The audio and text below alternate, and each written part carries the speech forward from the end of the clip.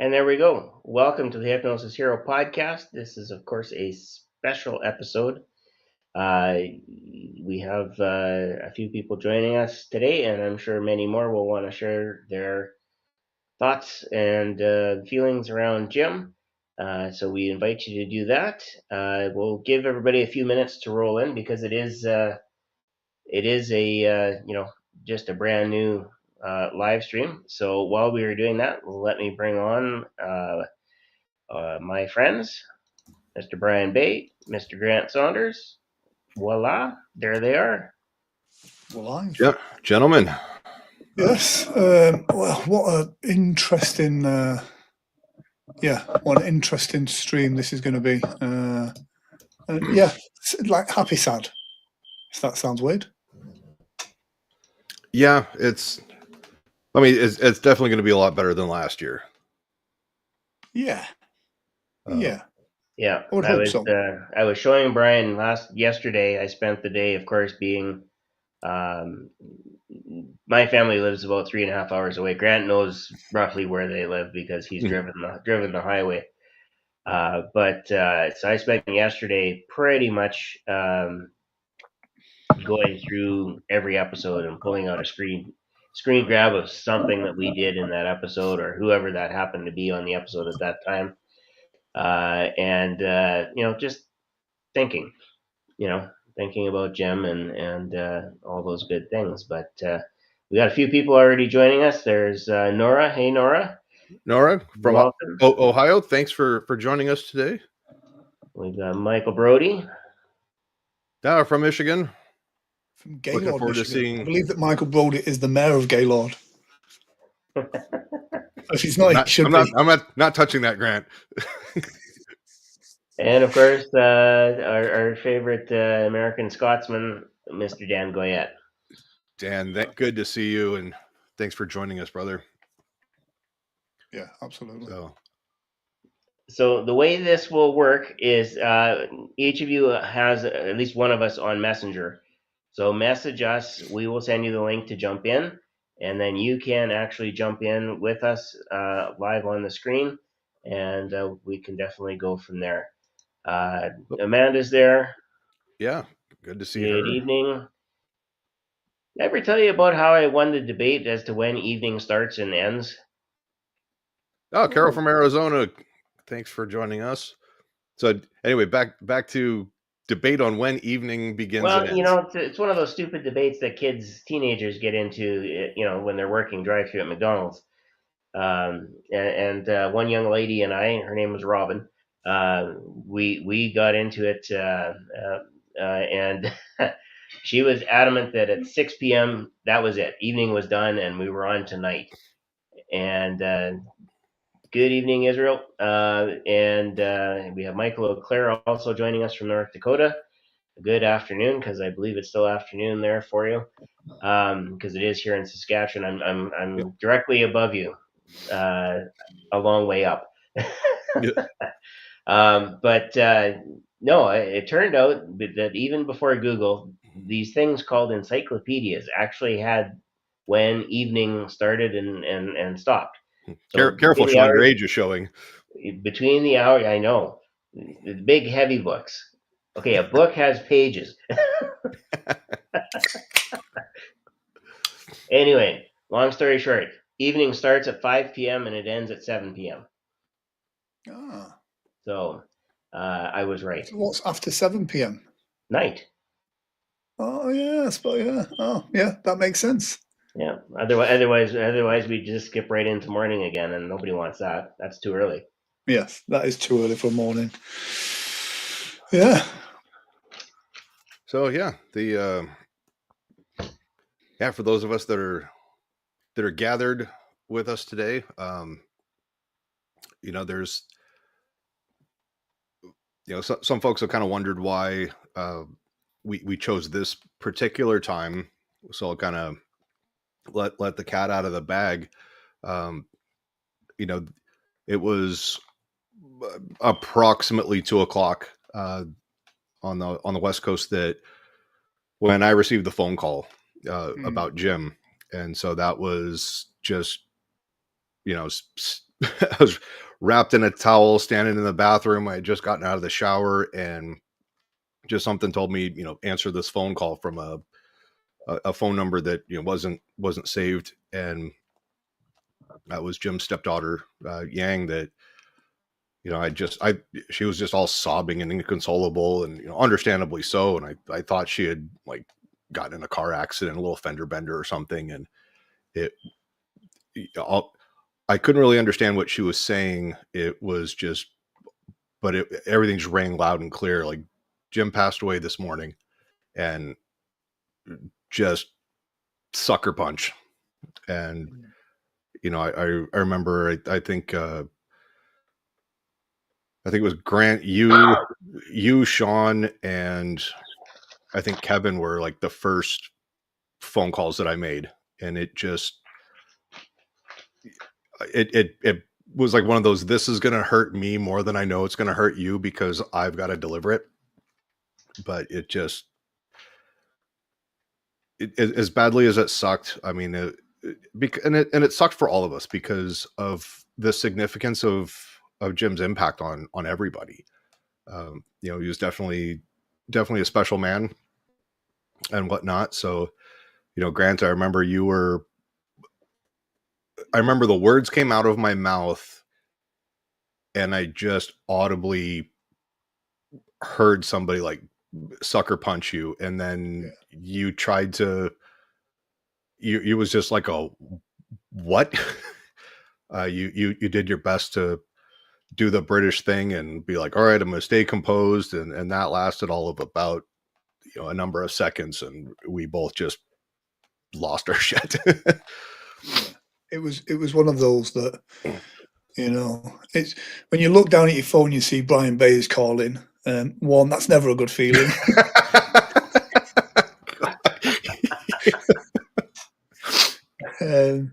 And so I remember thinking that ringing at this time, it must be important.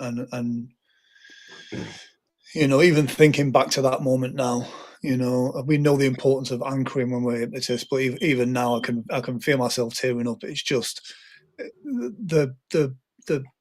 the waves of just realization of the pain was just unbelievable. And not just for me. Do you know what I mean? I always feel guilty because I'm British, but I always feel guilty of my grief. I know Jim touched so many people appropriately, touched so many people and had such an impact in so many people's lives. And it was hard. It still is really hard to this day, and that is something that I'm proud of Jim for, because do you know what? It is, probably speaking Masonically, one of the highest achievements that you can attain for as a human being is to have the impact of your loss still felt, not just by direct family, but by friends, associates, and business colleagues. A year later, the pain is still incredibly raw. So it lets you know what a very special person he was. And it was one of those things that I think it was a combination. Normally I like to say that I'm fairly composed and whatnot, but I kind of panicked. I didn't know what to do. I know that I think at the time, I don't remember if my father had passed or not. Dad was already gone, so I couldn't call him. And then the next thing I thought was, oh God, the conference, what are we going to do? And it was, Grant, you were the first person that I thought of, because it was, the business partnership was there, you needed to know. And then Sean was the next of like, okay, we've got podcast, also conference, and things like that. But, it was kind of crazy. Kevin, I called Kevin Lapine. I was just like, dude, call me. It's important. He reached out, and I just was like, I've got bad news. Pause. This is what happened. And Kevin, to his credit, without missing a beat, just was like, okay. In these types of things, I've got experience here. A couple of questions, and it was like rolling just right into to kind of business. And then making sure things are taken care of. And it was also, we didn't have to ask how the family was because, everybody knew. Yeah. It's devastating. So for kind of touching back, Michael Brody, for anybody who wants to join us for a story or sharing remembrance or anything like that, if you want to hop on, let us, message one of us. We'll make sure that you get a link to join us on screen. If you do have anything that you just want to type in the comments, please feel free. We'll kind of sift through and make sure that stuff gets read. So Becca's joining us from England, and Becca, thank you for the kind words. That Jim, he absolutely was a great man and always wanted to help people for the better. We saw Israel earlier. Yeah, it's Scott. really interesting as well with Jim. There was so much stuff that there was Oh so yeah, I much stuff remember that Jim calling had Scott on too. his kind of list of things that he wanted to achieve, and almost like the universe kind of provides a lot of those in that very short space into the run-up of his passing. He kind of, that box was ticked. He'd got monetized on YouTube. His book had got published. All of these things were great achievements for him that he'd been looking towards achieving for some time. And so nice that I remember speaking to him the day before, and he was so pleased about like YouTube and everything, and getting monetized and reaching that 4,000 hours watch time and all of these things. And so yeah, it's kind of like I'm so pleased he got to experience that before passing. Yeah, I think Kevin Lapine and I were talking probably a couple of weeks ago, and the topic of Jim, it came up, and I said, hey, we're still seeing his posts on Facebook and things like that, and I said, Sean and I have gone through everything we know from Jim's computer logins, everything like that, to kind of shut everything down, because sometimes it's a little bit weird, and we can't find anything else. And Kevin kind of just in true form, was joking. He goes, God, that guy's social media engagement when he's after, a year after he's gone is still better than mine. Yeah. And it's better than a so, lot of us. Yeah. There's no question. Yeah, and I think one of the things that I remember most was after you had called, it was the same thing. Okay, who do I know that needs to know this? And so I started reaching out, and so it was Chris and Marie Bowman, it was Victoria Gallagher, it was Dan, it was as many people as I could get a hold of all the way through, and you know the, Mark, you're very welcome. it the same as you, Brian. Like you're delivering probably the absolute worst news possible, and trying to be as gentle as possible about it, knowing that you still have more people to contact. And I can remember, a few people definitely broke down, and I'm not going to mention names. Yeah. And you Oh, come just on, Sean. Jim would mention names. Jim yeah, would mention I know. names hard. Yes, I may look like Jim Jr., but I'm not Jim Jr. Yeah. um, you have to sit there with those people. You can't just leave them hanging and let them deal with it on their own.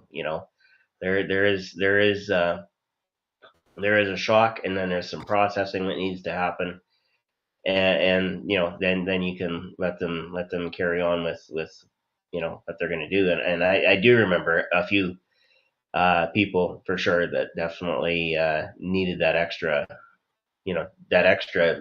moment or two just to process what I was actually telling them.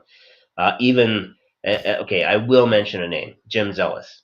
I know Yeah. that our Jim looked up to Jim, although I'm not quite sure they're about the same height. Um, but Yeah. Jim was a friend and a mentor to Jim, and again, you have that moment where Jim would always post about but first coffee. And then when he finally did make his post that morning, he said, I found out that my friend passed away, and I don't know what to do about it, but first coffee. Oh yeah, I do remember having that conversation. I was kind of like, I mean, when you receive the news, all you're thinking about in your head is just F F F F F. Everything just spirals out of control. But then it was kind of like, okay, before rumor mills and stuff start going about, because I figured that, with what Yang had shared with me is, Mai had come had come home, shortly after lunch, and just found Jim unresponsive in bed.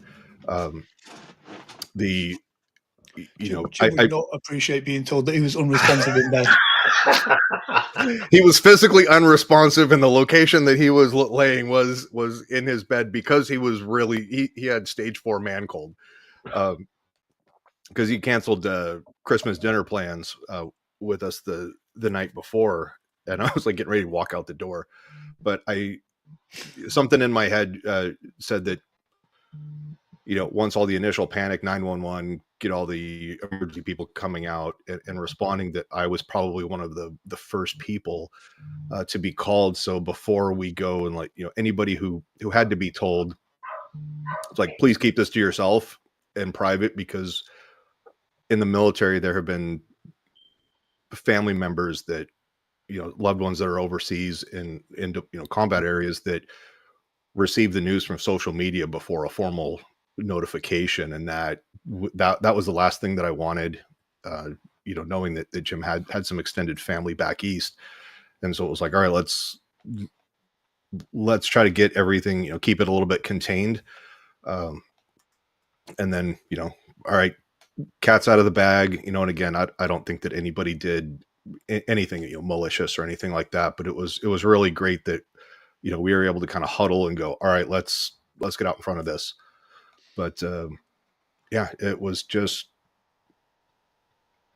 man, looking back, I mean, it's like things have looking at how things have changed, but then at the same time, how things have also stayed the same. So we'll,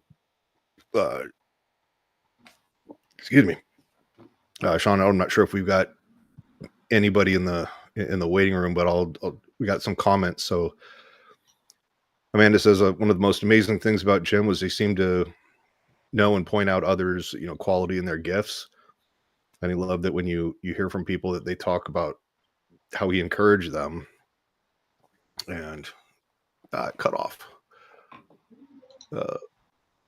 how he encouraged them and let them know they have a gift and that they could see it. And Amanda, you're definitely carrying that on, so with your podcast and everything. But we've got a man with a T-Rex.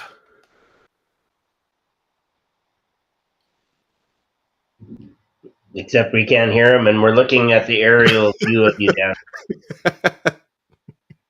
We're over here, Dan, behind you. Dan Up, should Dan. be able to Look see way it. Up. That's probably the only time I'll ever get to say that to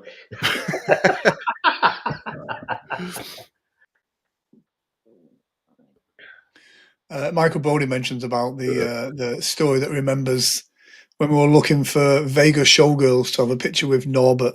That's it's one of my favorite memories of Vegas, to be fair. And so Chris was in charge of directions, and so we got lost. But it was a great afternoon, kind of going in search of, again, creating those memories. And yeah, it was so good. Yeah, let me try to message Dan. Okay. Can you hear me now? Yeah, we can hear you now. But yeah, we can. Your camera is a top-down view of you. Yeah, I adjusted it and I hadn't put it back down, so it's just right there, way up in the sky at the moment. Put on pants. Don't Paul. Pants. Let me walk around and I'll fix it. Yeah. Well, while we're waiting there, I believe Chris is talking to you, Grant. Chris? Oh, All right, Oh, there we yes. oh yeah.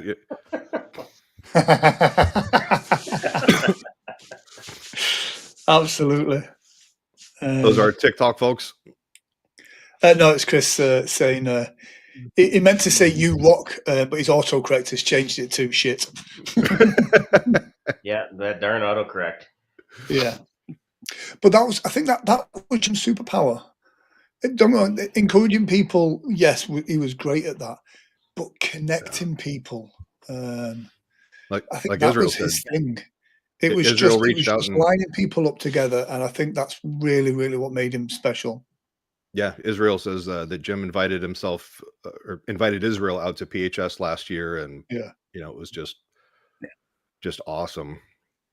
And Mark Barris, had mentioned a free podcast scheduler. Oh wait, hold on. Oh wait, I was clicking on a different one for Mark. Mark had a really cool thing. Let me scroll back up in here.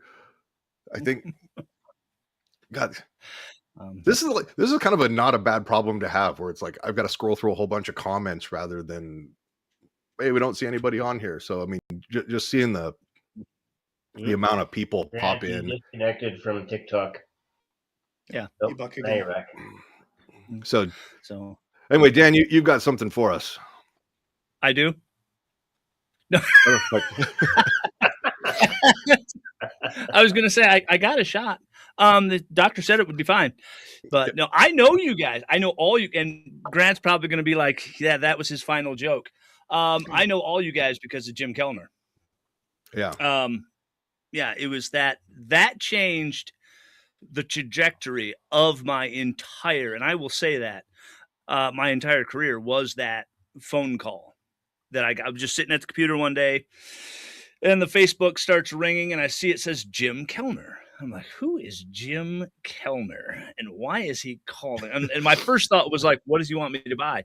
But so I answered it, and we talked. And I'm not like, I don't normally do this if I don't know someone. It was like a 2-3 hour conversation about the Pacific Northwest Conference and other things, and I just listen, man. I am an hour ahead of you for setting up this conference. But the other thing that was great about Jim for me was how instantly we liked each other.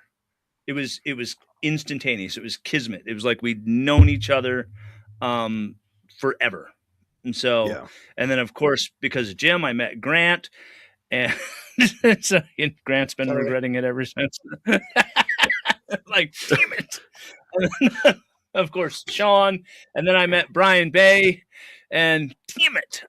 So, but yeah, I get that a lot. If not for Jim, I would not have made the connection with you guys. I would not be going to the summit. I wouldn't have made this. I wouldn't have done that, because when I went to a conference, I didn't make connections. That wasn't the thing. I used them as working vacations. I would go somewhere, do my presentation, and then go do all kinds of sightseeing. But so, yeah, and still to this day, I'm getting a little choked up here, but I'll be all right.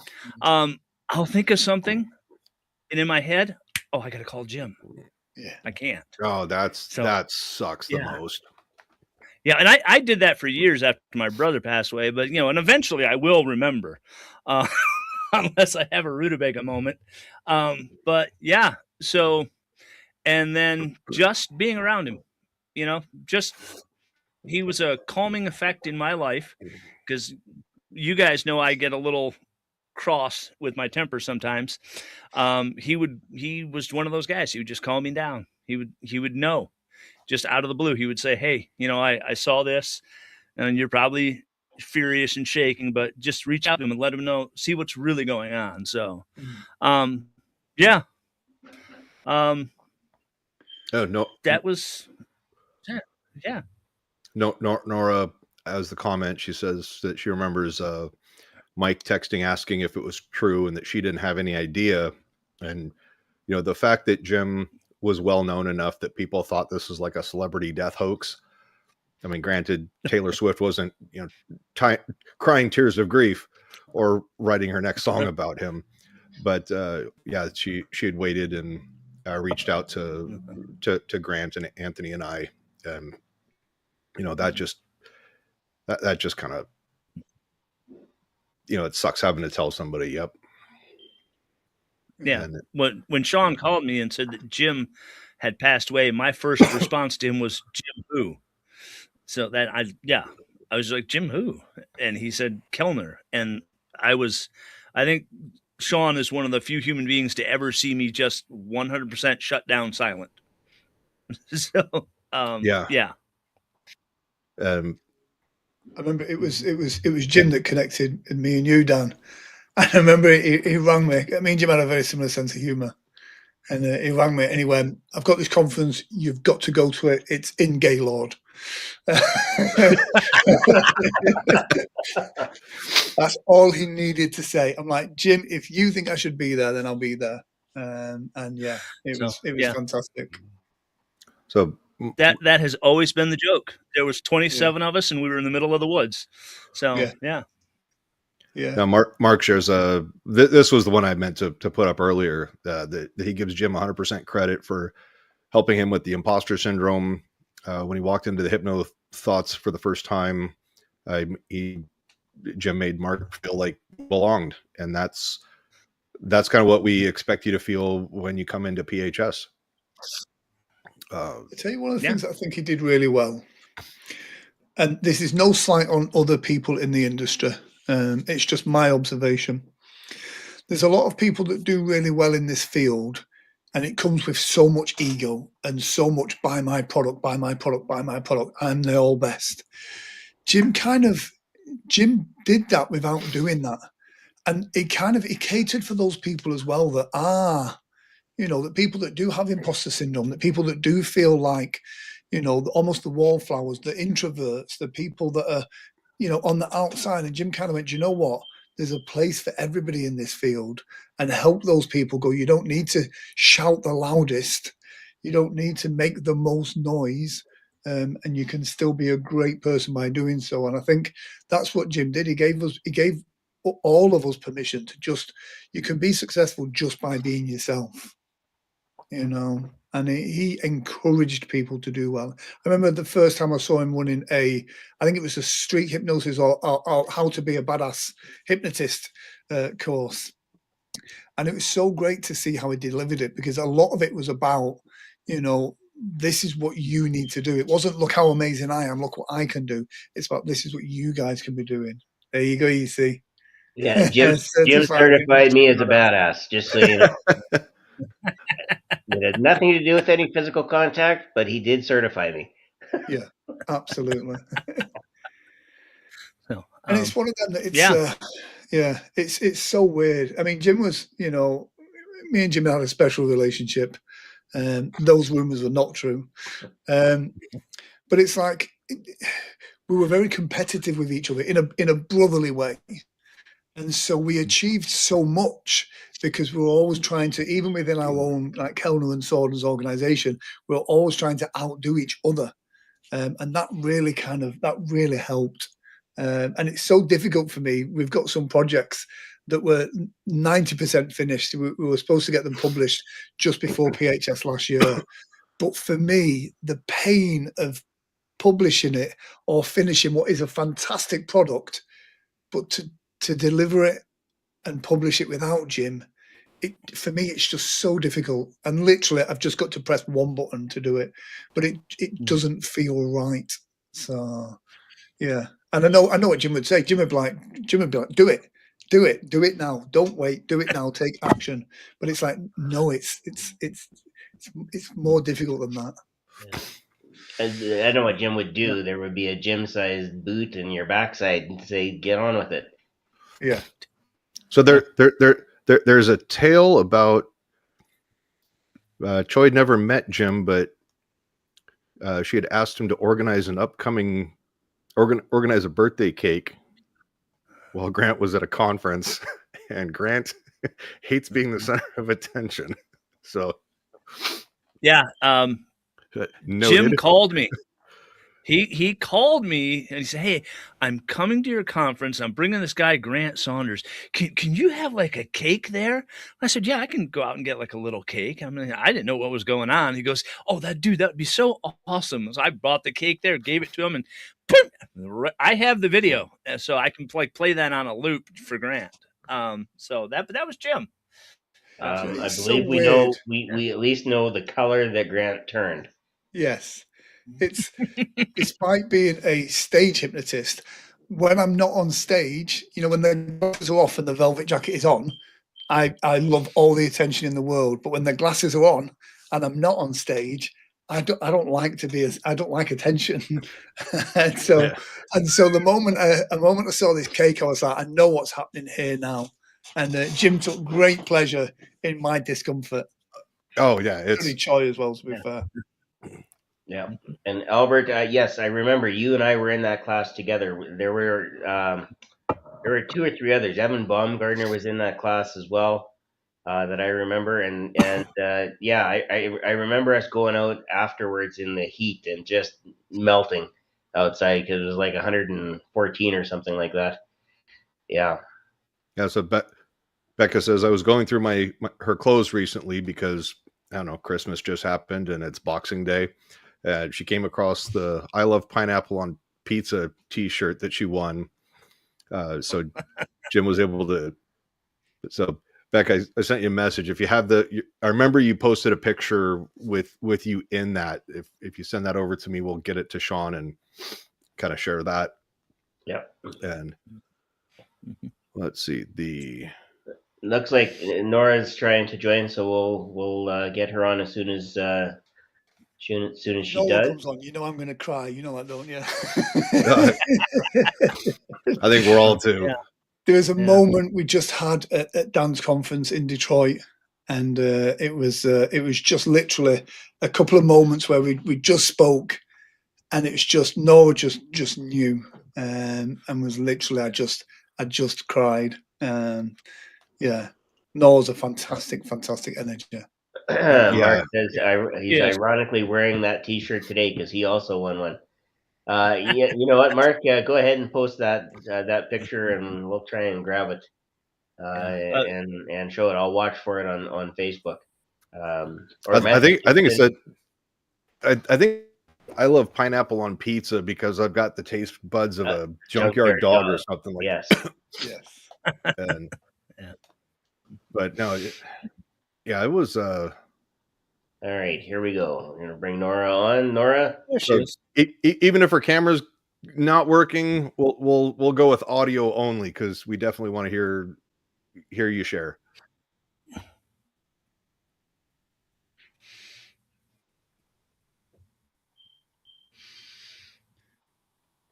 You're on the air, Nora. Oh. Is that Dan doing it or no? That was Grant. Okay, I'm not sure what's going on with the. Did we lose Grant's audio? Or is Yeah, he just talking to TikTok? I think so. Grant, are you just messing with us? No, sorry, I was talking on TikTok then to a good friend of mine. Was asking if we were on a conference call, so I thought with Nola coming on, I didn't want to disturb what was happening there. Yeah. So yeah, Nora is apparently she is wonderful. She's very patient because she came up to me at the conference, and she just put her hands on my face and went Nopal, because apparently I've been calling her Nora Copel for like years. So is that like Ted Yeah. She just whispered. But I mean, whispered in your ear, "You're a dick." She just looked at me and went Nopal. I'm like, oh, apparently I've been doing it wrong. So Stephanie Conkle is sharing that Jim was so much fun. Her goal was to make Jim laugh every time he posted something. He told me at Hypnothoughts Live that I was really funny and he appreciated my sense of humor. Mission accomplished. That was such a high honor coming from Jim. So, yeah. Yep. The Jim laugh was always something to look forward to. So Nora, if your audio and stuff isn't playing nice, go ahead and type a memory in the comments. We'll make sure that we get it read on here so that it's shared. Actually, I was going to suggest just maybe try changing browsers. I know Wave sometimes gets a little finicky about whether or not it's working in Edge or Chrome. So Chrome usually works a little bit better.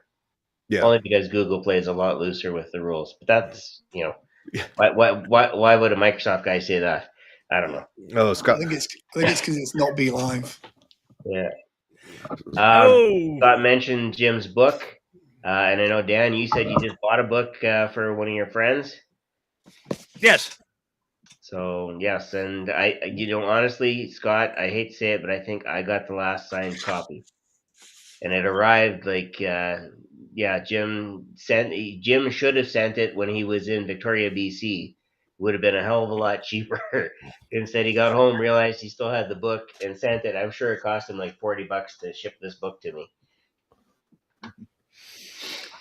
Yeah. Amanda says is saying to Claudia, I remember that Claudia was presenting it at the Michigan conference. She needed a volunteer testing for dementia. What the hell went on there? Oh, so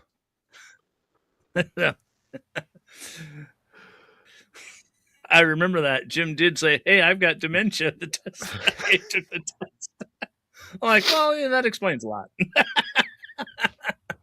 It was one of the things I enjoyed most with Jim, especially at conferences, is he did have a way of kind of making you feel like a bit of a naughty schoolboy, kind of, sitting at the back of the class or the talk and just laughing uncontrollably, like till your sides hurt laughing and giggling at the silliest things. But that did just make a massive difference. Oh, that's awesome. Mr. Mark Burris, I love pineapple pizza because I have the taste buds of a junkyard dog. Limited edition. Amanda says it was one of the few times I saw Jim nervous. And yeah, Becky says, "Oi, Jim, where's my book? I'm talking to you up there. We'll borrow the auto pen from the White House." It's one of the things I really love about the tattoo. Yeah, because it means every now and then I get to explain the story to people. Quick, Grant, quiet. Nora's on. It's working. Nora's on. There she is. Hi, everybody. Nora, thank you for your persistence and everything. So, all right, send it. You're up. Oh boy, no pressure. It only took me 19 times, but here I am. Well, I mean, much to the sentiments that all of you said, right? I wouldn't know any of you without Jim Kellner either. I'll first start with Brian, if I might, and break confidentiality, but Brian's already broken it a couple of times on the podcast. You're going to beat me to it. I first was acquainted with Brian because Jim said, I've got a friend that needs some help. And well, I was only qualified to do so much. Yeah. But no, I mean, Nora, I can't tell you how much it meant that, even in talking to you, you're like, if you know any, veterans or first responders and it wasn't any like super crisis. It was just like, hey, let's kind of, finish wrapping up, addressing a couple of issues. So, you were definitely instrumental in that, and you're good at what you did because we only needed a couple of times. And well, thank you. I mean, that's kind of it's a testament to Jim of how he was always trying to put people together. I think some of it was, hey, I've got gigs and stuff to do, I'm going to be gone, so he was like, hey, let me refer you to my friend. Yeah. But yeah, so I mean, I'll turn it back over to you on that. And I was happy to help. And the same thing, like with Dan, he said, there's this conference and, you should meet this guy and you should come. And so then I reached out to Dan and said, hey, I understand that you have this conference and I've spoken at HTL a couple times. And Dan was like, here, I want you to present, like no questions asked. Jim told you about me, told you about the conference, and Dan, you know, brought me on. And it was at the first Michigan conference where, yes, I was alone in the woods with the boys. I know it sounds really weird. My husband was there. It Something was all about guys adorable. not asking for Yeah, directions, I guess. yeah, something like that. And I was asking, as you can tell, Grant, I've learned nothing. I've learned right, but I had asked about pointers about being on camera, and he said, "Go talk to Grant." And I'm like, "I don't know Grant." He's like, "Go talk to Grant." So, and that's how I met Grant, was the first Michigan conference, and he's been my hypno brother ever since, as the rest of you are, and it's because of Jim. And I will share just briefly how I met Jim. Um, much like some people, I followed him on his channels for a while because I was just intrigued by what he did and his approach. And for those who don't know, I'm more of a clinical hypnotist, although I was told when I first met Jim Kellner that um, I'm both a stage hypnotist and a clinical hypnotist, and I'll tell you why about that in a second. But um, first HTL I ever went to, 2018, I came down the escalator and he was like, "Hey, are you going with us to do street hypnosis?" And I'm like, "Me?" He goes, "Yeah." I'm like, "Well, sure, why the hell not?" So 18 of Actually, us went out. real quick, Nora. He was Yeah, wearing the black shirt with the red writing on it, wasn't he? he was. Okay, that's the shirt that started it all, where he was like, "Hey, can Yes. you make me that shirt?" That was about that time. So Oh, really? Okay, yes. yeah, So that was a Brian Bay original. yeah, one of one. Yeah, so we went out and I didn't want any, I'm not a stage hypnotist, as I kept telling him. I'll hold your camera, I'll whatever, I don't care. I was just Yeah. happy to kind of go and hang out, right? Because that's just who he was. Once you're in his presence and you had locked in that friendship, like you just wanted to be around the guy. And hmm so I was happy to just have that part to hold the camera. 18 of us went out, and I don't know what happened to 14 of them. I never saw them again. But Yeah, four hypnotists. I remember seeing pictures and stuff like that. I was like, "Oh man, that It was a I lot of should have fun. gone." I wasn't able to get down there for that. I'll tell just really quickly quick things from that I just think just kind of sum up who Jim was. One of those was I watched Jim Kellner hypnotize a lady on the street there to stop smoking um, through a translator. They came up to us and they said, "Do you think you could do this?" The translator asked, and he said, "Well, that's not really what we do out here, right? Let's kind of for comedy, whatever." And the husband was basically pleading with Jim, and I was recording the whole thing, the whole interaction. And so a little bit reluctantly, because it's really not what we were doing, but Jim's like, "Sure." He goes, "Well," she says, "Do you speak Spanish?" And Jim goes, "Not enough to do Yeah. this." And so Jim spoke drive-through Spanish. Enough yeah, to get through the drive-through. he can order from the Mexican restaurant menu. Burrito and Um, enchilada, is that about it? Yeah. there was Taco? yeah, yeah. But what was really cool was Jim had a way with people, right? And he talked to this husband and said, "Can you translate for me?" So Jim told the husband what to say, and then the husband hypnotized his wife. And so that was cool. And then the other thing, which I think will make people laugh, was that same night we were up and down Las Vegas Boulevard, and there was a guy that was kind of competing with our space, and he was trying to direct people down to the cannabis store, right Mhm. down from us. And by the end of the night, we had him working for us. Um, him and his sandwich board and his megaphone. He was walking up and down Las Vegas Boulevard going, "Free hypnosis, free hypnosis, free hypnosis." So it was a lot There's of a fun. cannabis story. Now I'm wondering, I'm like, okay, was there cartel involvement in this? Because Jim was at home by himself. Not that I'm aware of. Uh, but yeah, so we all made our way back to the, you know, to the Orleans and hung out, and we've been friends ever since. And it was on that walk back to the bus that he said, you're a stage hypnotist. You just don't know it yet. Because I talked to him about a program that I did, and he said, "Why aren't you presenting on that here?" And I said, I don't present." And the very next year I did, and it was because Jim encouraged me, just like you guys talked about. He, was that mentor that said, "Of course you can present. If you just talk to me about it for 15 minutes or so, you've got a presentation, so do it." And thank you, Dan, and the people at Michigan Board, that it's because of that conversation, as you guys might have heard of your conference this year. I'm sorry, I'm trying not to choke up.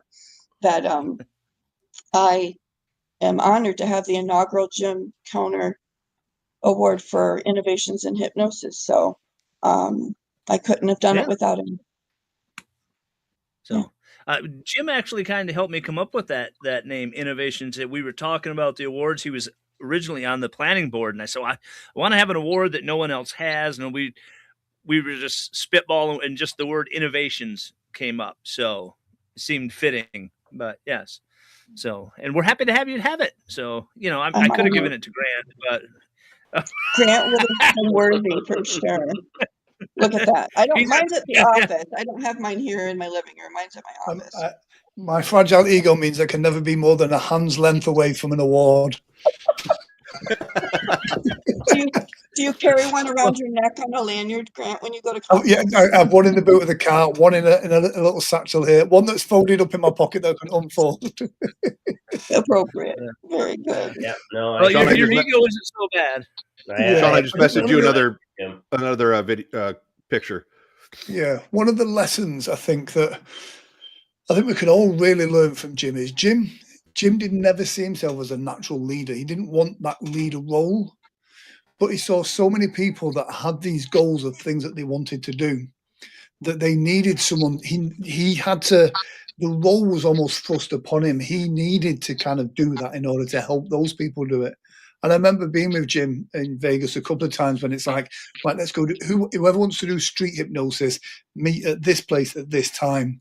And his biggest frustration is everyone would meet together. So massive egos and big names in the industry would all meet at a certain time. And then everyone would look to each other and go, what next? What next? And Jim would be like, you've got to lead people in order to help them have that permission in order to make that next step. You have got to take the step first. And you know what? It's kind of, especially for people in the industry like ourselves that, have a certain reputation now, there has to be a point where you go, I have to assume that role. I have to take it. I'm not going to wait for it. I have to take it. And that's what Jim definitely did. And by doing so, he enabled so many people to go on and do their own things. And I think that's a sign of a true leader. It's not someone that wants to lead.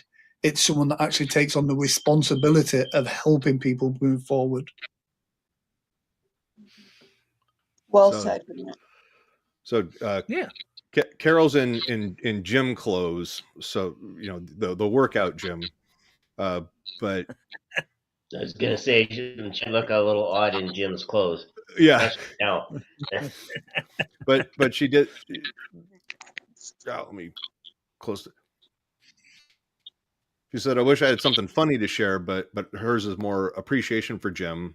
And it says he was the first person to reach out to her when she decided to learn stage hypnosis a couple years ago. And he took the time to encourage her personally and connect her with other great mentors.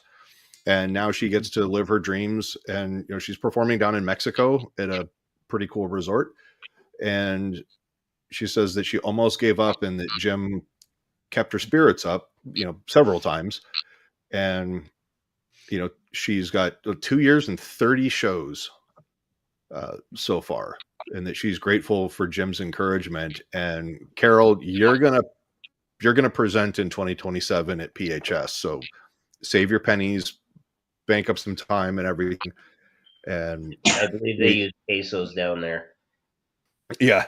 It's Saddest. Who knew that margaritas were a form of currency? Exactly.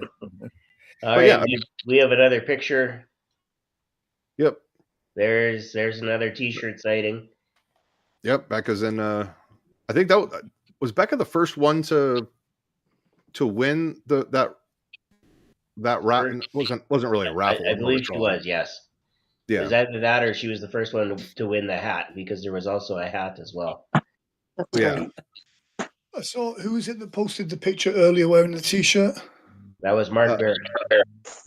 No disrespect, Mark, but if you use the picture of Becky, you might sell more t-shirts. Oh, that's a very unfair. Who wore it better?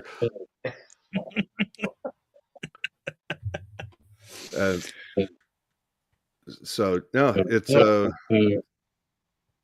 Sean. We got a video, don't we? Yeah, one of the things that I did do was I did yesterday spend some time um, alone pulling as Got some many feedback going videos on. as I could. Getting some feedback. Okay, that's either me or somebody's got a speaker close to a speaker. Let's try that. Okay, is that better? Still there. Oh. Okay, let's do this here. Right, more better? No, not more better. Well, the captain's going to make it so. Well, there's always something, right? Let's see, all the How's that? all the volume's off on my end. Yep. No, how's that? Okay, I think we're good. Yeah. Okay. Oh, So yeah, I hate to say it was Nora's microphone, but that's okay. We'll whenever you want to talk, we'll bring you back. Okay. So we're going to give everybody the preemptive go grab a Kleenex or a shirt sleeve or something like that right now. what are you planning, Brian?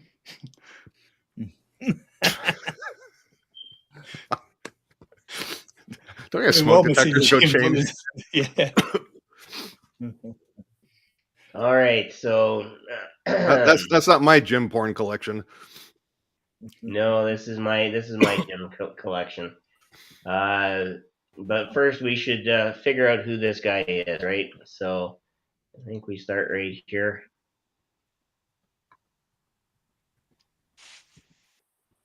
Let me know if you can hear it. I am your hypnotist. I'm hypnotist Jim Kellner, and I want to introduce you to hypnosis, or reintroduce you, or just help you to continue your addiction to this wonderful tool that's available to all of us. And if you're watching right now, please chat down below. Let me know if you can hear me. One of the bad things about this, I can't necessarily check the sound. I've got a little bar thing over here, but hey, there's Natasha. I can see it, but I don't know if it's right or not. Anyway, I am your hip.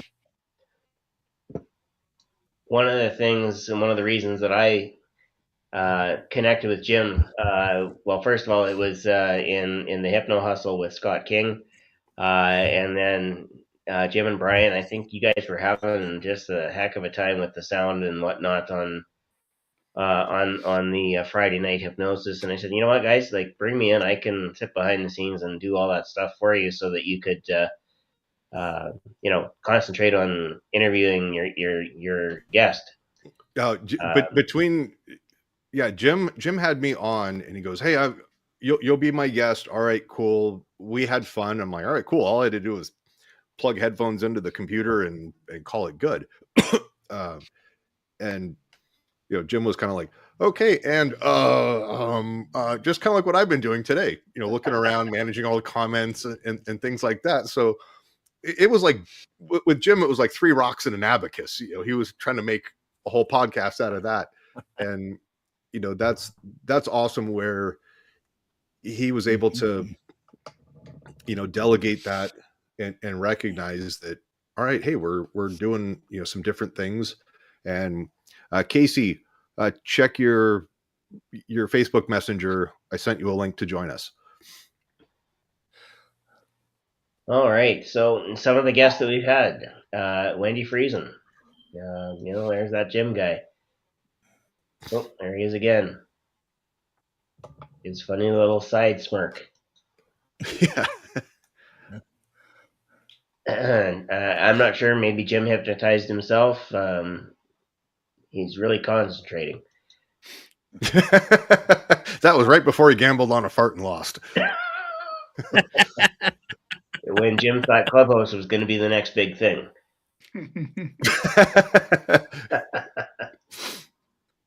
There we go. This, I believe, is still Friday night. Yeah, Friday night. Jim looked really tired. Might have just got back from a gig, but he still looked pretty. I mean, he had the hat, so. Mm-hmm. Jim didn't want to be on camera, or his camera didn't work for that whole entire episode. So I figured, you know what, might as well pull it. And Jim at least persevered through some of the technical issues that happen from time to time. Amanda's laughing with me at that. Chatting with a couple hours on her show just the other day, and it was like I could not get my camera to work. So, yeah, and there's Jim when he really liked that moving background and wave. And there's Brian's first appearance. That was much better looking back. Young Brian there. I know. It's. You realize that was only like 3 years ago, right? I know. 4 years ago, 3 years ago.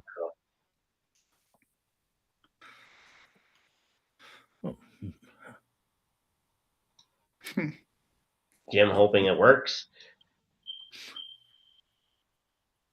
There again, those dynamic duo. Then they didn't want to look at each other for a while. Oh God, Dan Hedrick. So Jim actually connected me with Dan, and we met at we filmed the Street Hypnosis Mafia training video for Justin James down in Seattle, and that's where I met Dan for the first time. And Dan is just an amazing guy. I can't say enough wonderful things about him, and he's hilarious as shit as too.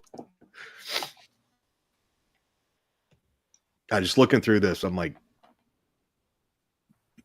my association with Jim has just enhanced my life so much.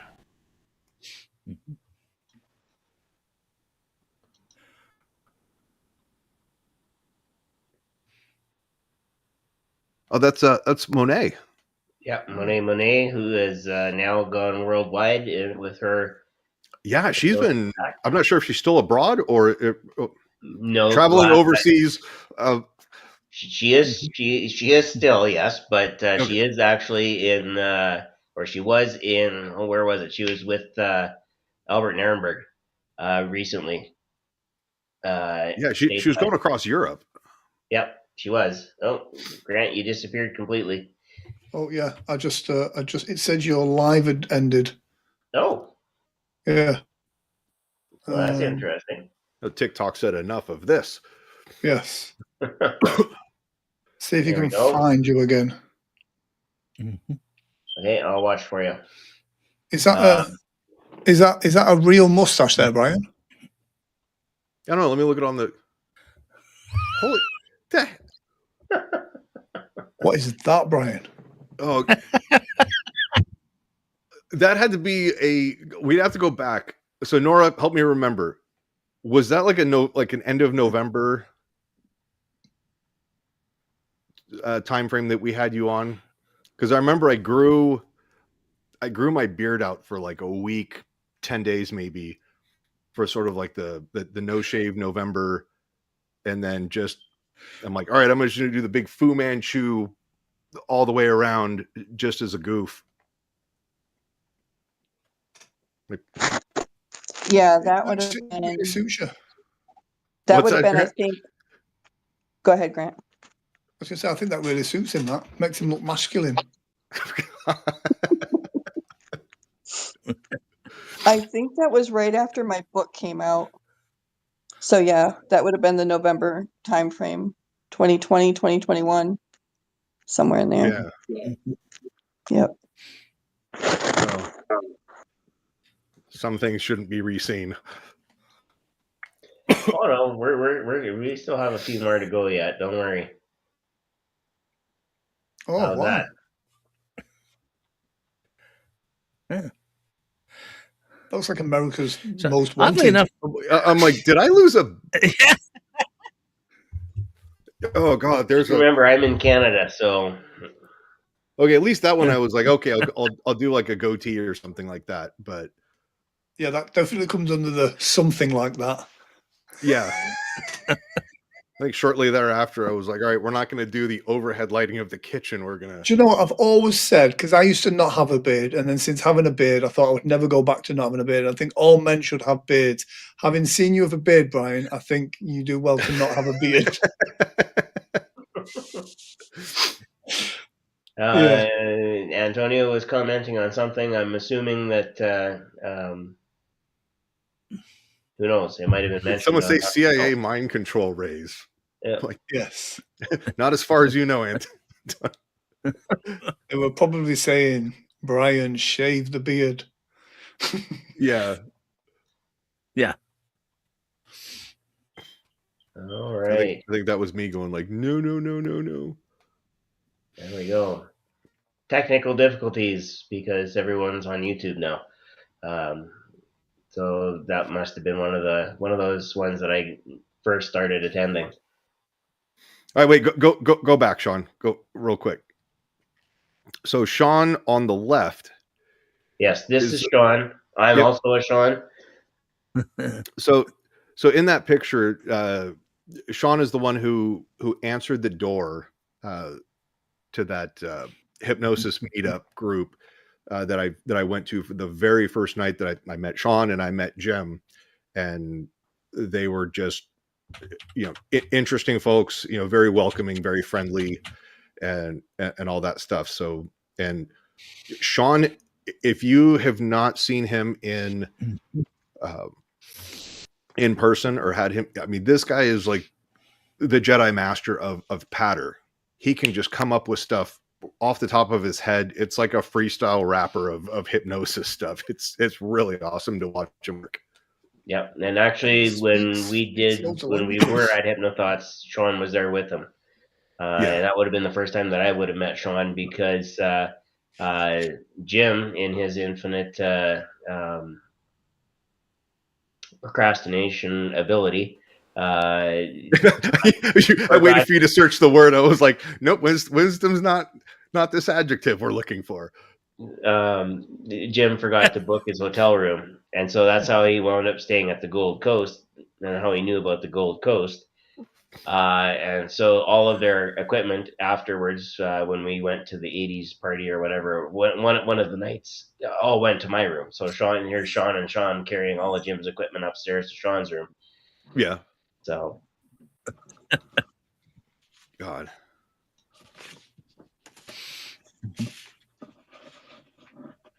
The night that Jim almost lost the ability to resist pineapple on pizza. Oh, if we could go back to the moment where Jim's face kind of like he shakes his head. He's like, wait, hold on. Let me snap out of this. But Bob is another just phenomenal guy. Yeah. Actually, I use clips from this and from Bob's second appearance, Brian, in the course that I teach for the University of Louisiana. Oh wow! And it's everybody's watching, and then they're like, "What the hell just happened?" I said, "You missed it. Let's watch it again."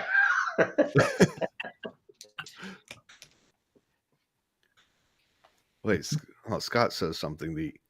The automatic marketing was his way of fighting procrastination. Yeah, I would agree with that. Yeah, that's fair. But yeah, and a funny Bob story. And I know we've told this one on the air a couple of times, but and Scott will know this because he was the involved in all of this. Scott was talking to a young lady, and they were having a conversation. I was standing beside Scott, And then Bob was standing beside me, and I could hear everything that Scott was saying, which was all conversational and trying to kind of follow it along.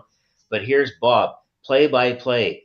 And Scott did this, and she has no idea that Bob and I are standing anywhere close to them. And Scott did this and this and that. And did you catch what Scott just said? It's like, well, I would, but you're still talking.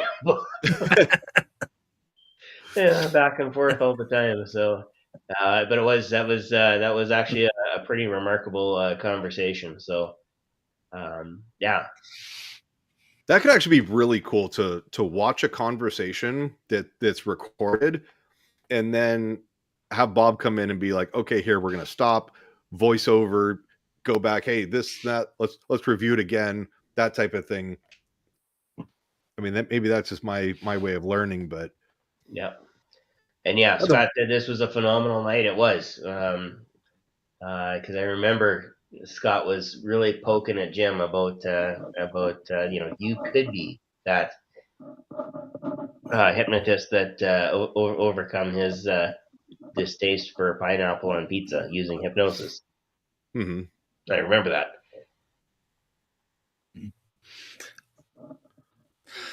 There's me trying to teach Jim and Brian a new word. I was aware of the word, just not the spelling.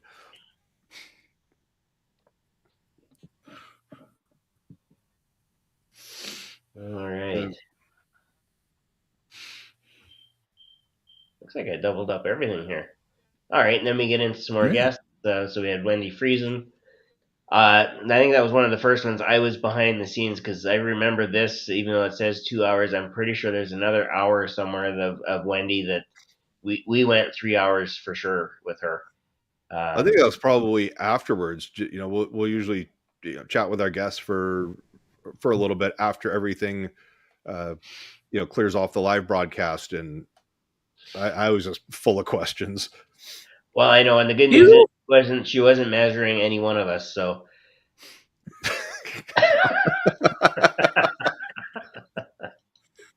Oh man, like I can hear Scott King laugh. Let's see, hold on a second.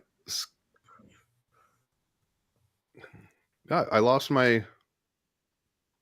Take away my admin power. Oh, there it is. Brian, when me or Bob give a play-by-play of what the other is doing, it's always great. Yes. So, Scott, you should come to PHS. And I was just about to ask the same, Casey. Yeah, Wendy. Did have some challenges, I think. because last time she was it the southern coast of Spain or Portugal or something? From what I understand, people haven't heard from her in quite some time.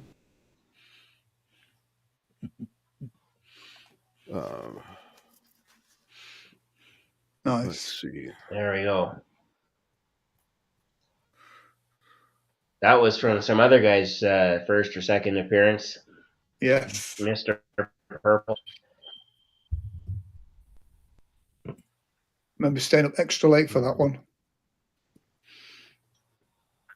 Oh, fantastic. That's great news. Another book launch.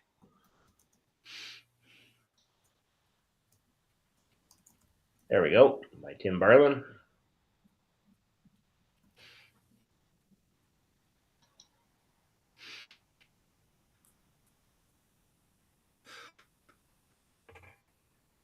And there we have Michael Brody. The Michael Brody. Who apparently is a first timer, according to Grant.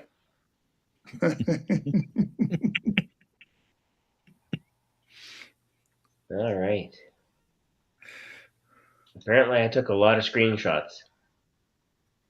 I remember this episode because it was just me and Jim for the first time, and I think Brian, either you were sick or you were on assignment with a particular organization that you were working with. But yeah, Jim and I just talked about hypnosis all night. Look how young you look, Sean. Look at how much hair I had. Yeah. And Well- you see this here, and you see this here, and then you see this here. Then it's like, okay, guys, you know that Jim was the one that said, just cut it off already. Did we lose Brian?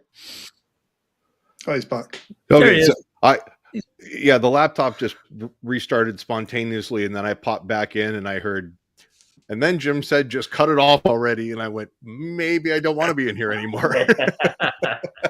Timing is everything. Timing is everything, right? Let's see here. What? There's Benito, who is very active on TikTok. Does a lot of hypnosis live. This must have been an early episode because I'm still wearing my school division shirt. And there's Scott and Jim.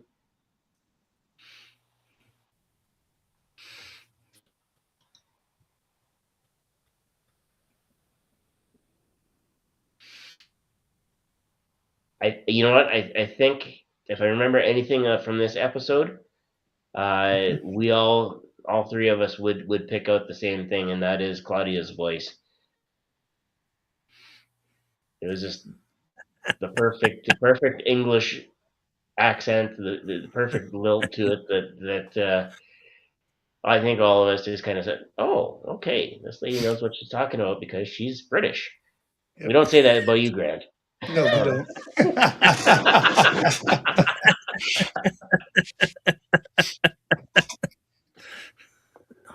One that I did on my own with Desiree. Yes, Matt Dixon. Actually, Matt was another one that I did that I couldn't find an actual screenshot for. So there's Becca with Jim and Becca Brian. been on as a guest. Yep.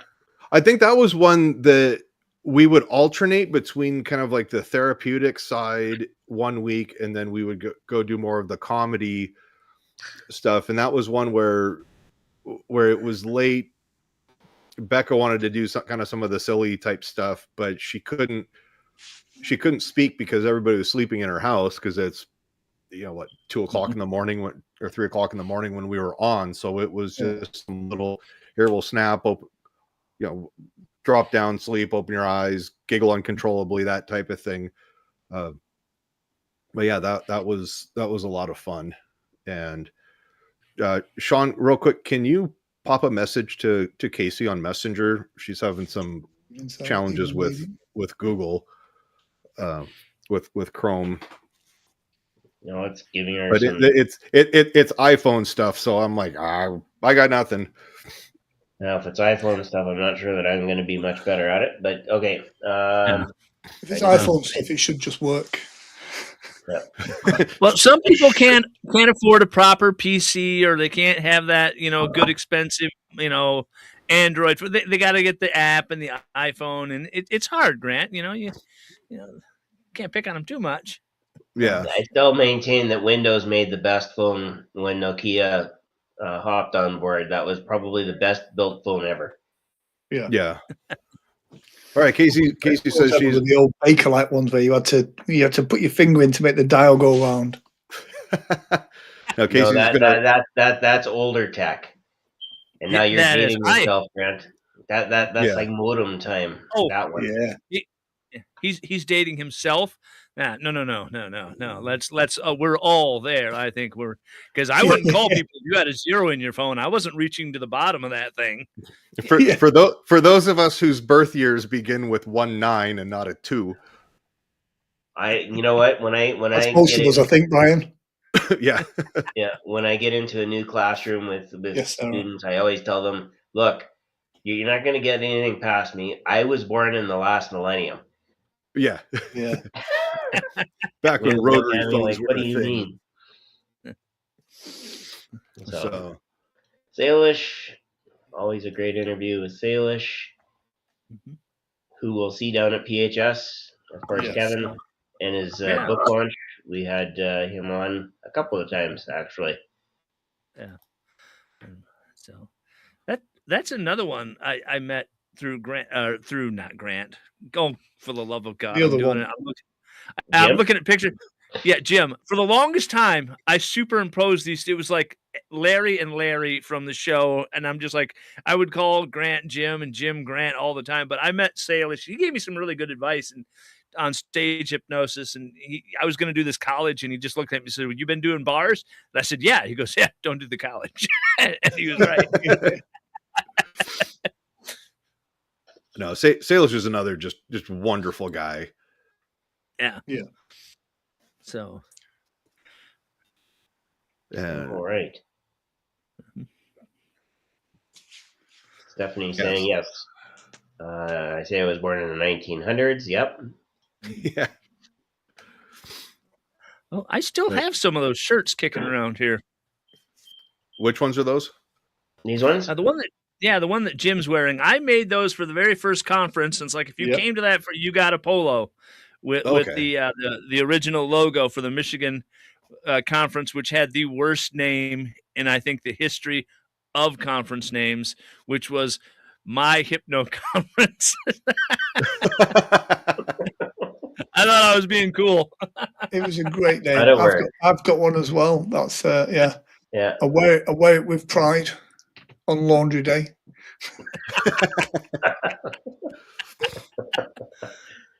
And obviously, Colin, if anybody knows Colin, he's obviously said something. What it is, what it was, I don't know. I have to go back and check, but something that made my brain hurt. Yeah. But knowing Colin, I mean, that could be a lot of things. Yeah. There we are. Oh, and then Danny. Yeah. Danny was doing the video camera the first time that we all went out. I think it was that farmer's market it just outside of University of Washington on University Avenue, and that's where Jim was laid me down in the street, and not on the sidewalk. Nope, right in the street. Really? So, and then Danny is the one who basically presided over Jim's memorial. So, and the lovely Casey. So how are you doing, darling? That's you, Casey, not Grant.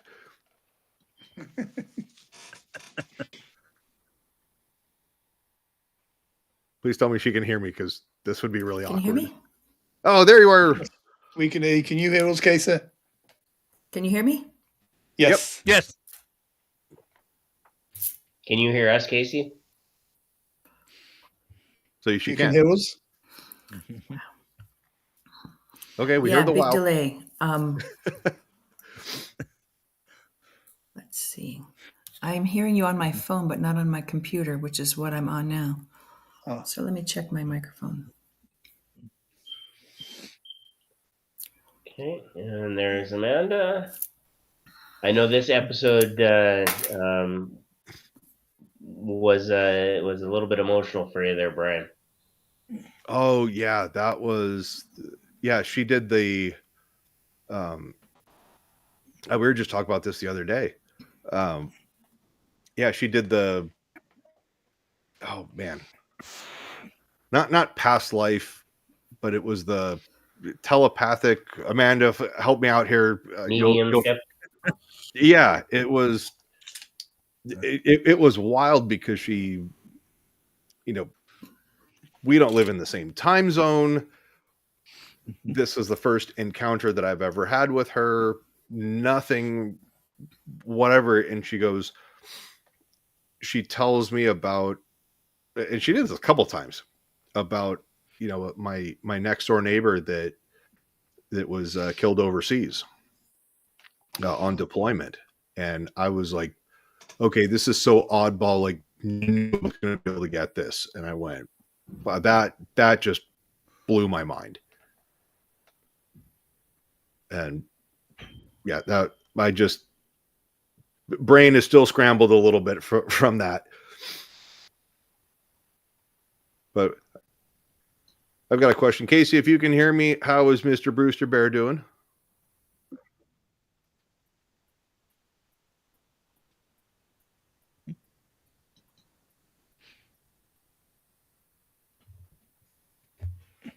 All right. No, we got to. He's good. He's here.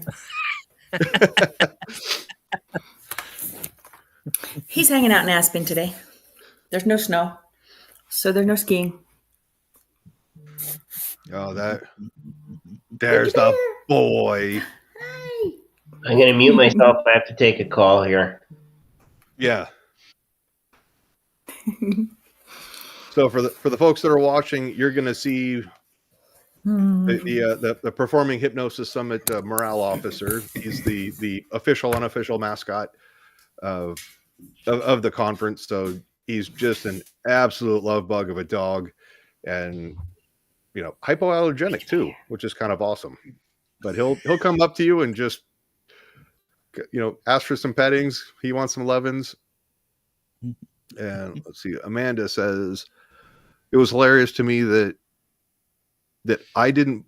Are you saying that I didn't believe in it, and I was worried that I would embarrass myself during the readings, and then yeah, that was Boxing Day too. Yeah, that was kind of wild. I was like, "Are you sure?" Because and Amanda, I think I had, if I remember correctly, I think I'd watched an episode, a special from Chris Angel a number of years ago where he goes, "Oh yeah, the psychic mediums and this you can do. It's easy to do a cold read and some things like that." So it was sort of like, here's kind of a general thing of how you do it. You let people kind of guide, but I mean the sort of the specifics, the accuracy, and other adjectives as well that you just hit it spot on. I was like, oh, okay, maybe there's something to this. But what is it? Casey Norris says that the Brewster is too cute. I'm inclined to agree. Becky said he's so cute, want to give him cuddles. I'm not sure if she's talking about Grant or she's talking about the me, dog. Brian. He really is. So either way, she'll have to come to PHS. Yeah. Yeah. Guys, I'm going to have to shoot in about literally a couple of minutes. I've got one bar left on my battery. Yeah. So it's been fantastic. I tell you again, it's a testament to Jim and the work of everyone really for this as a podcast, to get together such a broad spectrum of professionals, from people that are, a little bit woo-woo, to people that are very scientific, to people that are performers, to people that are hobbyists, the street hypnosis, kind of bringing everyone into that same camp of hypnotists and genuinely good people. And that was one of Jim's special talents anyways, connecting people, and doing so on the kind of Hypnosis Hero podcast again was just again a testament to it. It was always about raising up other people and shining the light on them, not on themselves. So, and that's a great thing that we could all try and do. But yeah, absolutely is very much missed, and the pain is always going to be there, I believe, for a lot of us. But yeah, guys, I'm gonna have to shoot now. Casey, really great to see you again. Looking fabulous as always. Brian, great personality. Grant, you're number one. Thank you. But yeah, I think we all share in the pain of Jim and that. And I'll leave you guys. I will try and get some charge in my car. And I'll watch this as I go back. For those that are joining us in PHS in a few, in less than a month's time, I'll see you there. And Jim Spirit will definitely be with us in Vegas. So guys, much love from this side of the pond to each and every one of you, and to those watching as well. And I'll continue watching this from the car as I get some charging. Take care, guys. All right, take care, brother.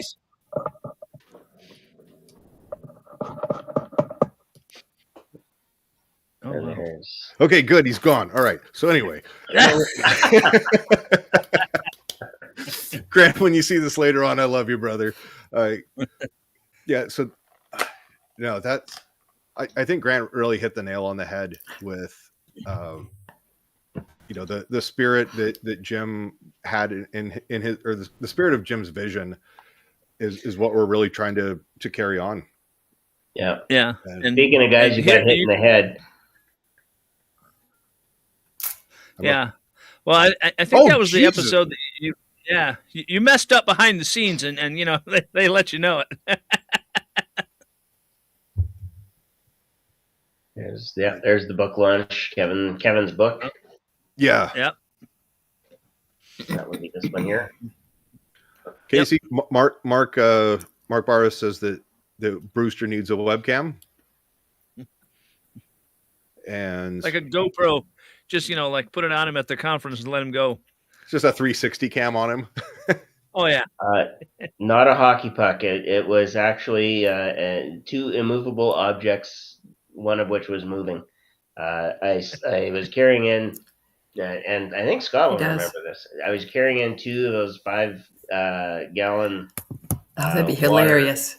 Yeah, two of the 5-gallon water jugs, and slipped with one, and I actually hit the front of the deck with my eye, and it didn't really want to move for some strange reason. But the only thing that it really came out of it was I had to get a new pair of glasses, which are these ones here. So nature had to prove that Sean was not the unstoppable force. Gravity worked. I proved it. Yes. So the thing that is interesting me is that as I'm seeing Brian here, that like these videos were like 2 or 3 years ago. He looks like he's like 20 years younger in these, which is really interesting at this point. Oh, what an asshole. I think I say this every show or every time we're on. I'm like, with friends like these, who needs enemies? It's all good. And then who was...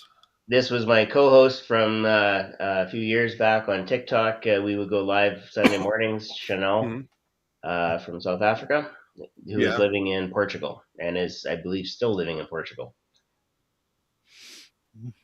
Okay, yeah, I remember one of our guests was in Portugal. Yeah, that would be Chanel. And she's the one that does the retreats that is like in this resort. I'm going like, God, why would you ever leave there? Yeah. Yeah, I agree. This is me and Matt. This was his very first podcast, I believe. So he did a good job. And then right back to it with a couple of Canadian guys. That's U.S. versus Canada. Yeah, and Jesse lives about 3.5 hours from where I do. So Grant probably drove past his town at least once on the way to and fro when he was over here. Oh God! See, more. Look what you guys started. I couldn't pick a Brian A or a Brian B out of a lineup. They look nothing like today's. I'm not sure if that's a backhanded compliment or. And then there's Scott King. He looks 20 years less mature. That's more accurate. Oh, fair. I'll give you that. This would be us talking about the Performing Hypnosis Summit that we just would have finished. I'm not sure if that was the first one on the ground or the second one. Yeah, it would have been the first one on the ground. Yeah. Vinny Briggins, of course, I think he's also spoken at Michigan as well. So, yeah, I remember Jim call. Oh, there's the hat. That is the hat. This is a toque. Yeah. Say it with me. You got to hover your mouse. All the Americans, say it with me. Toque. And the story behind this is you have to remember this was at HypnoThoughts. So this was July in Vegas. It was like 114 degrees.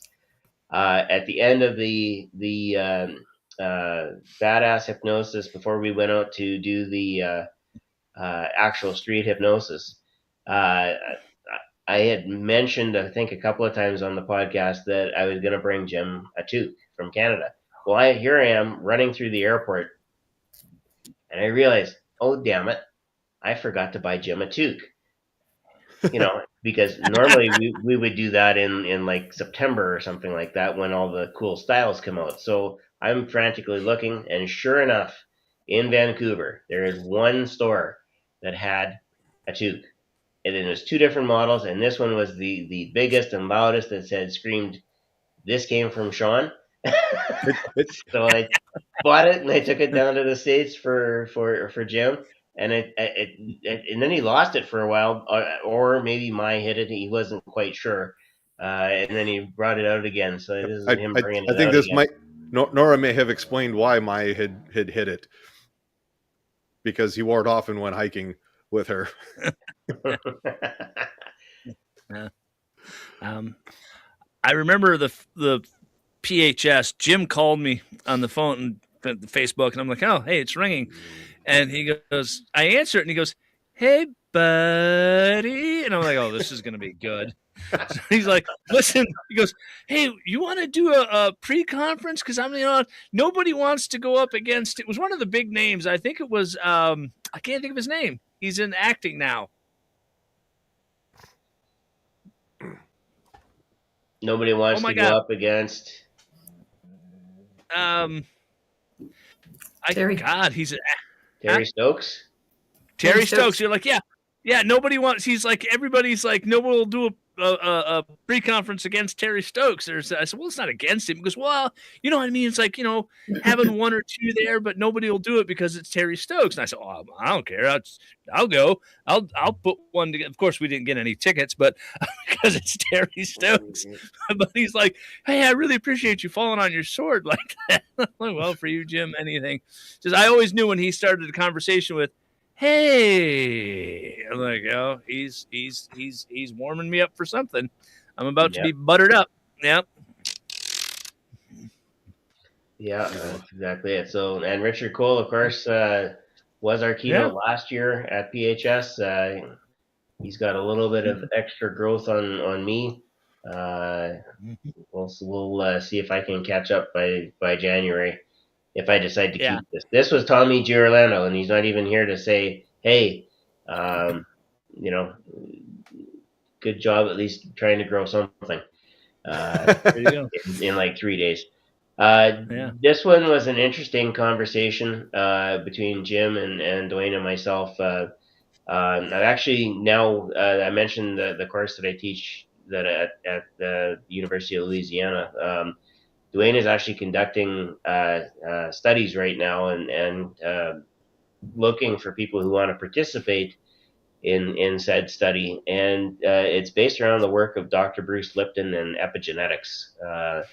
And the ability for us to actually look at, or not necessarily look at, but alter our DNA to the extent that we can actually improve how we exist in the world. Let's put it that way. It is a really cool study. It does take a little bit of time. There is some journaling and lots of meetings to attend, and then a lot of extra courses like mine that you could also attend. If you want more information about that, feel free to message me. I will gladly get you in contact with Dwayne. Our next semester starts in February, I believe, so a little bit of time between now and then. What are we doing here? Let's see. What else do we have? John Sorbonne. He was still probably one of the best imitations of a lot of guys, including Rodney Dangerfield. If you ever get a chance to meet John in person, tell him I said he needed to do his impersonation of Rodney Dangerfield. It is absolutely spot on. He gets no respect. None at all. None at all. I'm losing to a rug. Marlena. I think we're getting close to the end here. Yeah. Oh, yeah. So I think I met her at PHS.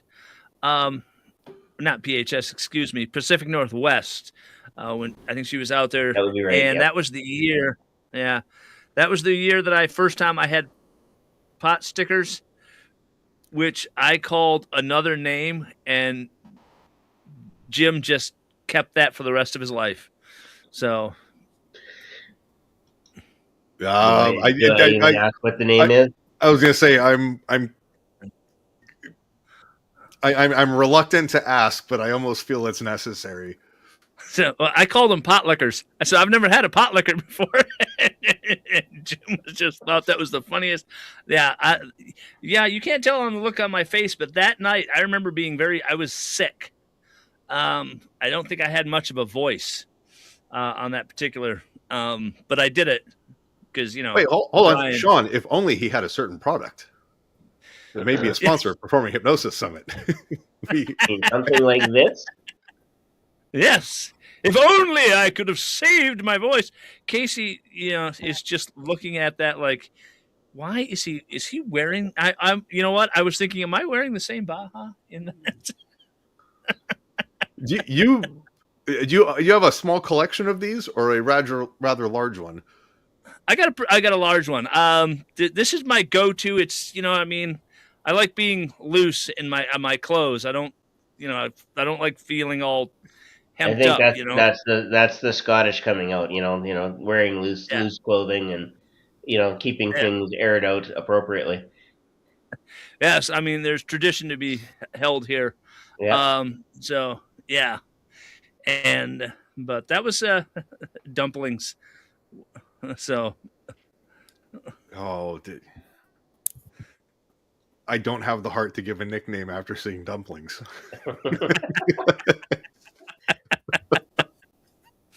So, as long as we're all not part of the apple dumpling gang, that's. So, hashtag foreshadowing. Yeah. Oh wow, the weather! I just popped up the weather forecast. It looks like we're hovering around that rain snow mix out here. So, it would almost be time to pull out a toque. A toque. A toque, yeah. That's all we had here today. Was we started with freezing rain, then it went to hail, then it was the that kind of frozen snow. That was my weather today. Mm-hmm. So yeah, but I could have gone cross crunchy skiing if I did that sort of thing, but I don't. So I just prefer walking. I still see no reason to propel yourself either vertically or horizontally on just two sticks. Me either. It's like friends of mine are like, "Hey, you want to go snowshoeing? Why would I want to? If I don't hike in the summer, why would I want to hike in the winter? I know." Yeah. Oh, remind me of his name. I remember Kung Fu Kendra just because Dr. Steve G. Jones. That's right. Yes. No, they were both pretty cool people. So,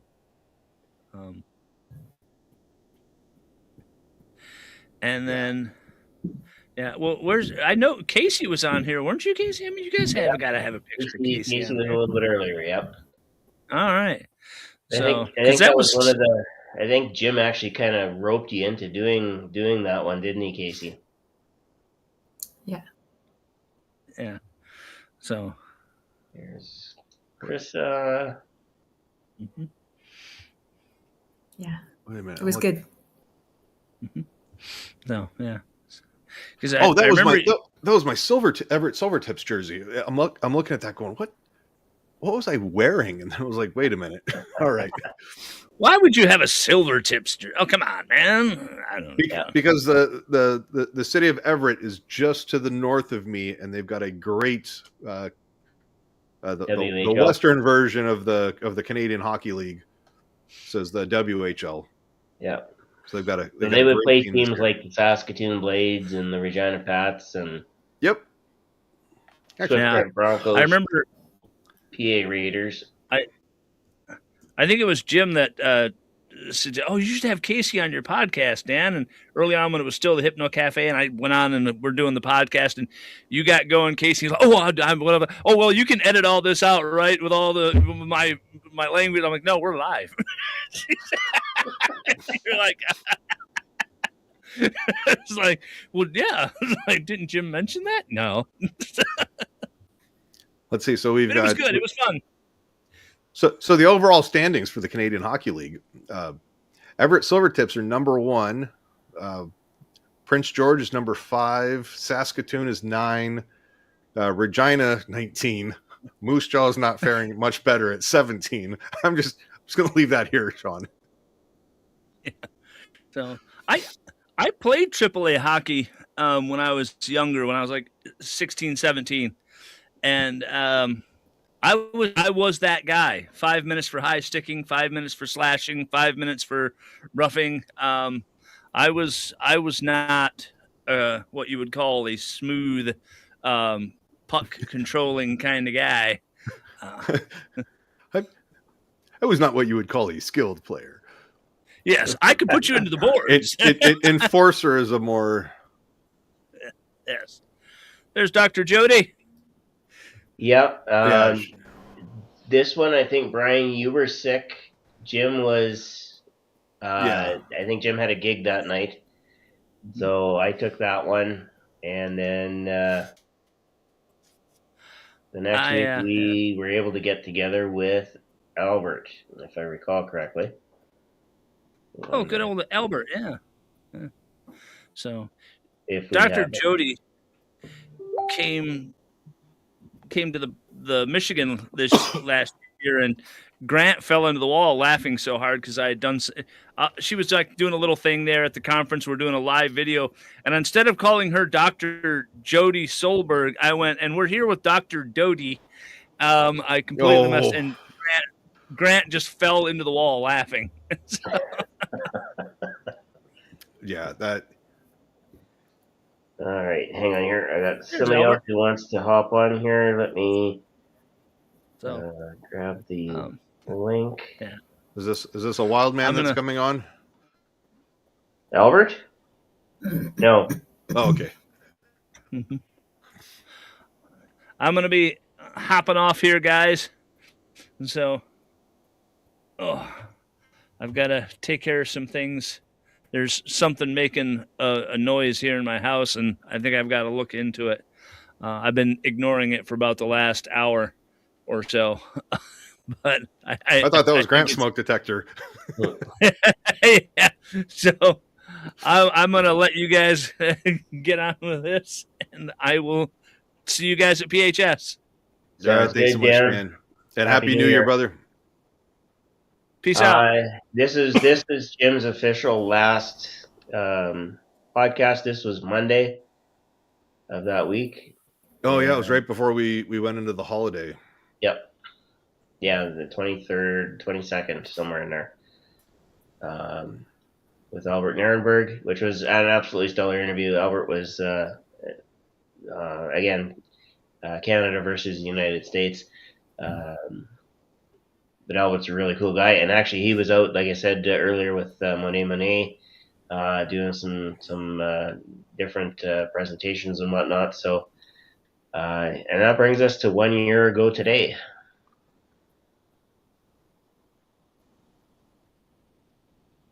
As soon as the screen refreshes,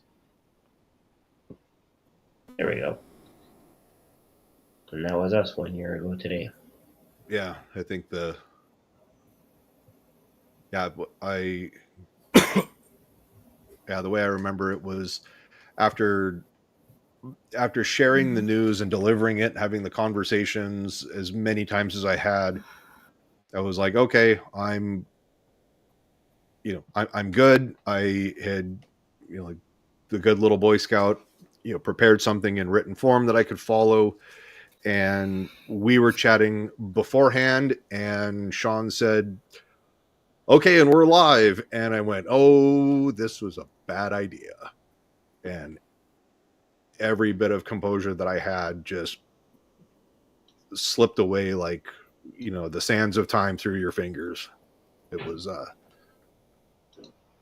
yeah, it was definitely one of the things we needed to do.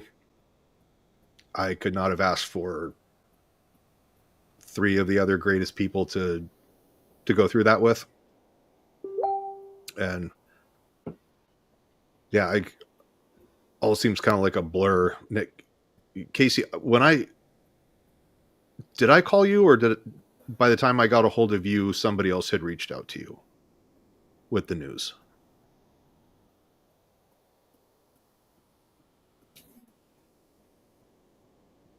Sean called me. Yeah. Yeah. That's right. I had messaged you because I was trying to get a hold of you, and you're like, yeah, Sean got a hold of me and whatnot. So,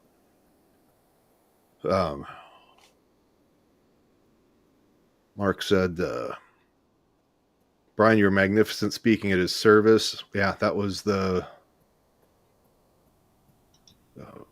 Nora. Yeah, she said, appreciate seeing our faces that night. And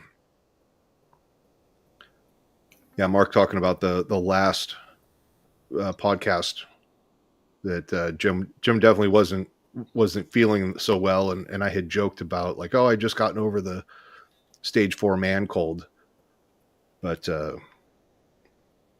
yeah, it was talking to him Christmas Day, or I think Christmas Eve, and then he had texted me Christmas Day, and then the service. That was kind of a second version of a year ago today. Like it was like, all right, I'm ready to go. We've got all the stuff that we need to do. And then actually kind of speaking of his service, I really, really applaud everybody that attended.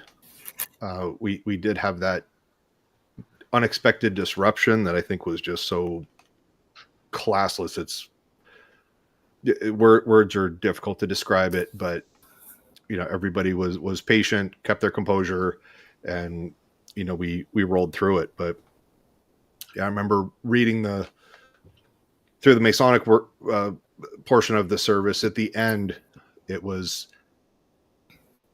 I kind of get choked up, and my friend Brent, that was standing on the other side of me, the opposite side of Grant, I just hear him kind of speaking out through the side of his mouth, going like, keep it together, you got this. And reading those final words where we say, until next time, dear brother, farewell. It was like that pregnant pause. I'm like, I don't want to say this. I don't want to say it. I don't want to say it. I don't want to say it. And then it's just kind of like, all right, but we have to. So I'm still kind of getting choked up, reliving that, as I'm sure a lot of us are, with our respective memories of Jim. But earlier this year, because we're still in 2025, I think that's really what made this last conference so much more special than any other, was that it was kind of like everybody coming back home and really getting together. So it was so wonderful to see everybody, and I really look forward to seeing everybody in 2026, because I think it's just going to have, it's always going to have that bit of an aspect, I think, for at least several more years to come. And yeah, we all did well at the service, and that's the one. Yeah, Nora can't believe it's been a year, and it seems like it happened yesterday, but then also it seems like it happened 20 years ago, all at the same time. No, and I think that's that's why Jim is kind of special. He was able to effortlessly connect us together in such a way that it was a natural fit. Mm-hmm. And you would think that in many cases, those types of that type of meshing together would take years, and Jim did it in moments. Yeah. And it's kind of one of the, I'd say the cool things that we have, being able to do a live broadcast, or be a part of Hypnosis Hero, is we get to meet a lot of people, whether it's through the screen, or it starts through the screen, and then we get to go to a conference and we get to meet them in person, and it just makes things all the more familiar, because you've got something to be like, oh, hey, remember when? How are you doing? It's good to hear about. Um, it's, I feel very fortunate. Yep. And to be able to do this. And I know there's there's a fair amount of work that goes on behind the scenes. And Sean, I mean, you definitely take on the bulk of that. So I am grateful for you as my friend, as a co-host. And Casey, I am grateful for you and Brewster, and I am so proud of you for getting your first shows this year. And I can't wait to hear you speak at the conference. It's going to be a lot of fun.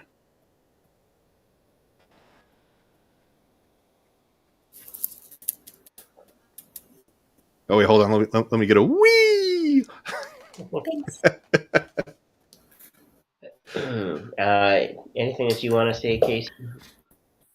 I'm on a 7-second delay, it looks like, for some reason. Yeah.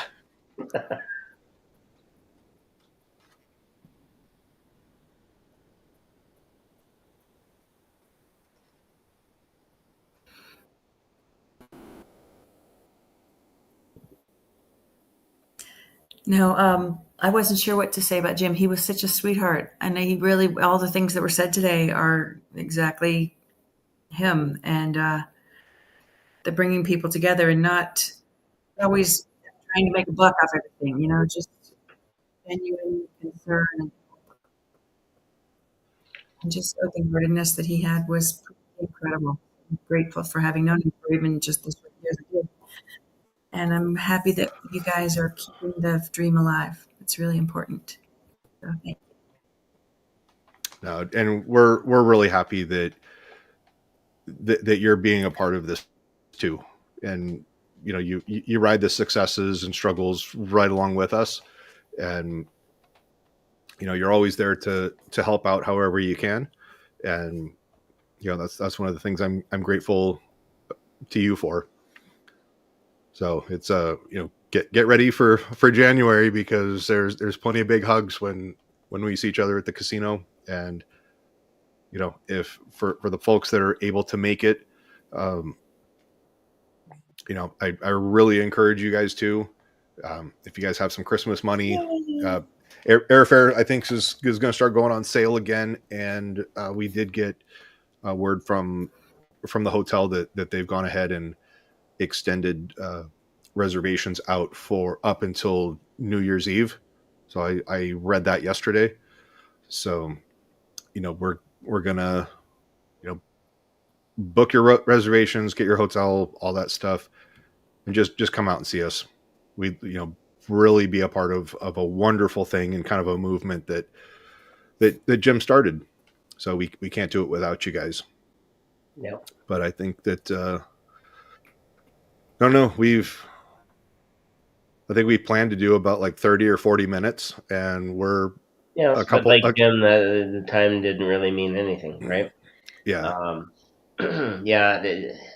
Well, we really didn't have much of a time limit. It was just sort of a, hey, we're gonna give everybody the opportunity to speak and share, and we had just such wonderful participation.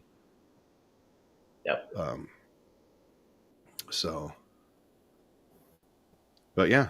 Nora signing off. Nora, Happy New Year. Scott, it is at the Gold Coast, the hotel and casino.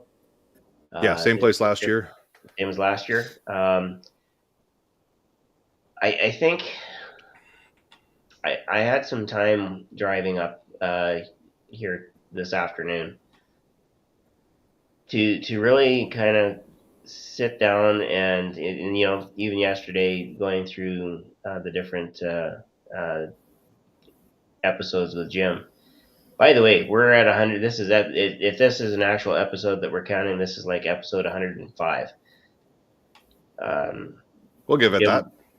Jim was involved in about 70 of them.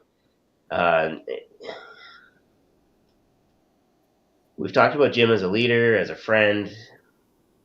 I think the best place that we can leave it is Jim as the seed.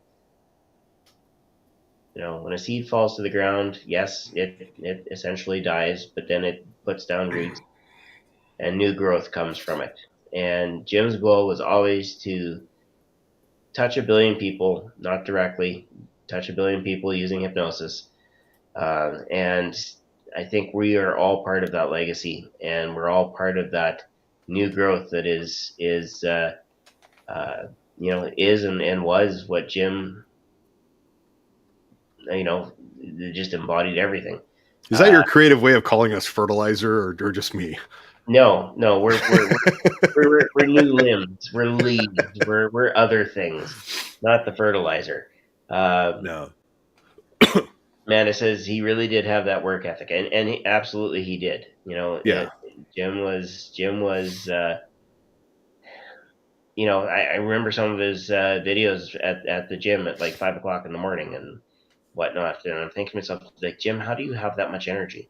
Like, oh, he didn't. That's because Mai would get up and it had to be at work at some ungodly hour, and she was like, "But I don't want to drive. That's why I have you." So Jim was his own internal Uber for the family. And, and just that, but that was Jim, right?